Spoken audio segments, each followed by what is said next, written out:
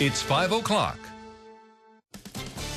Tonight on FiOS 1 News, a community mourning an FDNY firefighter from Long Island. He was killed on a movie set in Harlem. And preparations underway for March for Our Lives rallies all across the nation. How students are getting ready for the protests. Plus, a Long Island man pleads guilty to an online scheme to get sexually explicit images from women. And President Trump signs a massive spending bill just hours after considering a veto. Why it came up short for funding on DACA and the border wall. FiOS 1 News Now. And good evening. Welcome to FiOS 1 News Now. I'm Brian Webb in for Mike Gilliam. And I'm Courtney Kane. Thank you for joining us. We'll get to all the day's top stories in just a moment. First, though, check out that Friday forecast. Felt good to me today. Yeah, I don't know about right? you. Here's meteorologist Joe Rayo with the details. Hi, Joe. Okay, thank you, Brian, and thank you, Courtney. Well, the tail end, or the trailing end of the nor'easter that passed us by on Tuesday night, Wednesday, is now moving away and through our area, actually. And this upper-level disturbance, this trough of low pressure, is producing some cloudiness and also a few widely scattered showers, maybe in one or two spots, even some wet snowflakes mixing in. No big deal. Temperatures today were in the 40s across much of our area, so it will become clear later on this evening. A cold night coming up tonight. Saturday sun will give way to clouds. Maybe slight risk of a flurry. Otherwise, basically a dry but chilly Palm Sunday, and then sun-filled skies to kick off your week on Monday. More weather details coming up a bit later. All right, Joe, thank you. Well, tonight, we begin with the line of duty death of a New York City firefighter from Long Island. Firefighter Michael Davidson died battling a fire on a movie set in Harlem. This afternoon, a solemn procession led by Engine Company 60, that's where Davidson served, brought his body to his home in Floral Park. Davidson, who is the son of a retired firefighter, leaves behind his wife Eileen and 4 children, all under the age of 8. FiOS 1's Brittany Comack live for us tonight in Floral Park, where friends and family are remembering him as a hero. Brittany. Good evening, Brian and Courtney. The mood here is just extremely solemn as people have been coming in and out all day to offer their condolences over the death of FDNY firefighter Michael Davidson, who was killed last night fighting a fire in Harlem. We spoke with a neighbor earlier who wasn't comfortable going on camera, who told us he was a retired FDNY firefighter and that though he never worked with Davidson, his co-workers told him that Davidson was an extremely kind and generous man to work with and that he was also a wonderful neighbor. People here in Floral Park have been overwhelmed with emotion speaking about their neighbor, FDNY firefighter Michael Davidson, who died in a fire in Harlem last night on the set of a movie. It's horrible. It's horrible. Very upsetting. It's very upsetting. He was a great guy. He'll be sorely missed. According to the FDNY, Davidson was fighting the 5-alarm fire on the set of Motherless Brooklyn, a film starring Ed Norton, Bruce Willis, and Alec Baldwin, when he was separated from the other firefighters. Davidson was later found unconscious. He was great, you know, had a wife, he had small children, and I was shocked this morning. Family and friends have been coming to Davidson's home to offer their condolences all day. The 15-year veteran was cited for bravery 4 times by the FDNY and reportedly comes from a family of firefighters. Our entire department, our entire city mourns this horrific loss of a very brave firefighter. Actor Ed Norton, who was also the movie director, was in Harlem last night. The movie's producers offered their condolences in a statement saying, quote, "To our great sorrow, we know that a New York City firefighter lost his life battling the blaze that grew, and our hearts ache in solidarity with his family." Davidson sadly leaves behind a wife and 4 young children. One neighbor told us she found out about Davidson's death in church. Everybody gasped, really. Yeah, just gasped.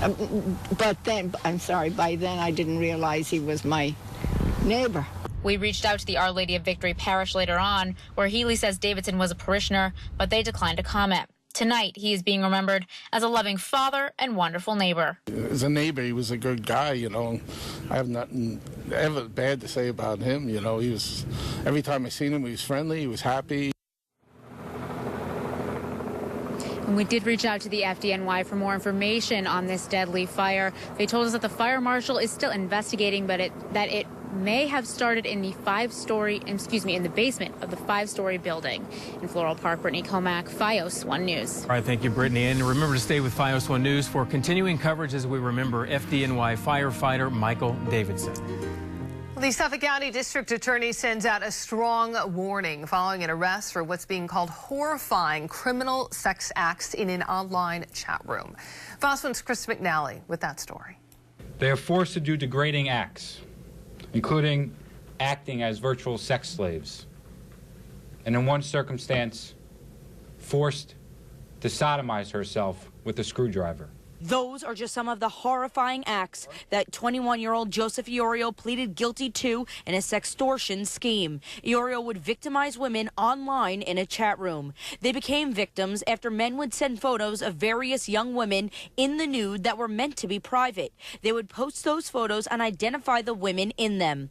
Joseph Iorio would then find the women and threaten to leak their photos publicly or to family members if they did not send additional videos or images of themselves within a certain amount of time. Iorio victimized over 30 women and would even force them to comply with his requests in public places within 30 seconds. Some women have been forced to appear in public in the nude, perform sex acts upon themselves that have resulted in injury, and much worse.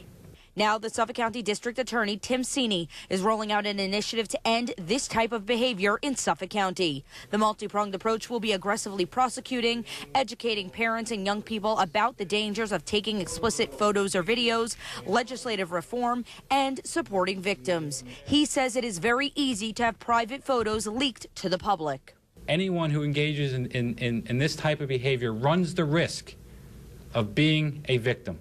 Sini also said that what Joseph Iorio was doing to women is modern-day sex torture, and it will not be tolerated. We will find out, we will arrest you, and we will prosecute you to the fullest extent of the law. Joseph Iorio will serve a minimum of 5 years in state prison. Reporting in Hop Hog, Krista McNally, FiOS 1 News.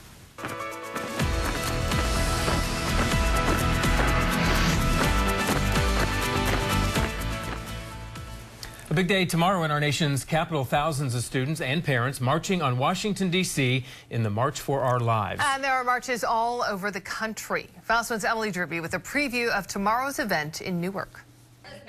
Aaron Chung, Lisa O'Donoghue, and Larissa Menendez-Downs spent the afternoon preparing for Saturday's March for Our Lives event being held in Newark. We've got student speakers, student performers. Governor Murphy is joining us. It's going to be a really powerful day. The three women, part of Moms Demand Action and Women for Progress, two of the three organizations listed as supporting the march. Chung and Menendez-Downs says they got involved with their respective groups after the Sandy Hook shooting, but Menendez-Downs also has a very personal connection to the Parkland, Florida shooting. I went to high school there. I was a 1996 graduate of Marjory Stoneman Douglas and saw a parking lot where I'd spent countless hours rehearsing for band programs.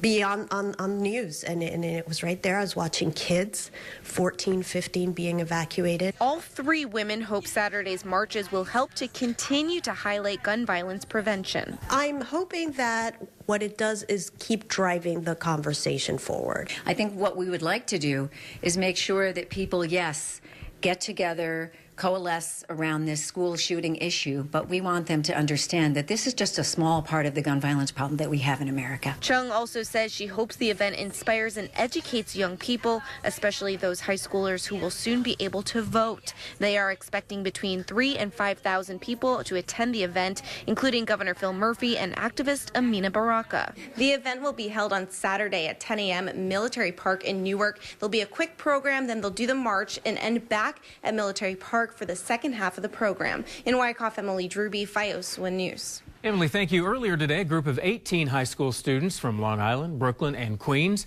boarded a bus at Mercer School of Theology in Garden City. They are heading to Washington, D.C. tomorrow for the march. The Diocese of Long Island put this together. I'm excited to think that this movement by young people just is this historical reach again, like they're reaching back and thinking about how young people have changed our country. We're in 2018, this shouldn't be happening, and we still have a far way to go. And the students tell us their friends and family support them taking part in the march. Well, some students at Scholastic Academy in Yonkers will also be participating in that march. What's out there? Hungry Black